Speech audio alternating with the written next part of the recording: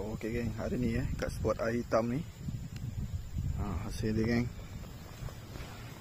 puyuh dan bujuk. Bujuk ada 1, 2,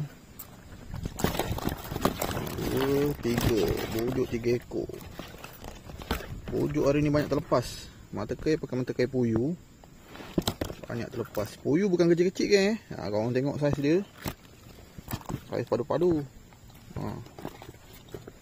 Saiz besar-besar ni. Tengok saiz dia.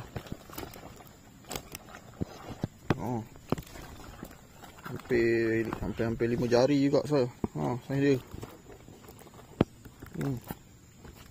Ni tengok.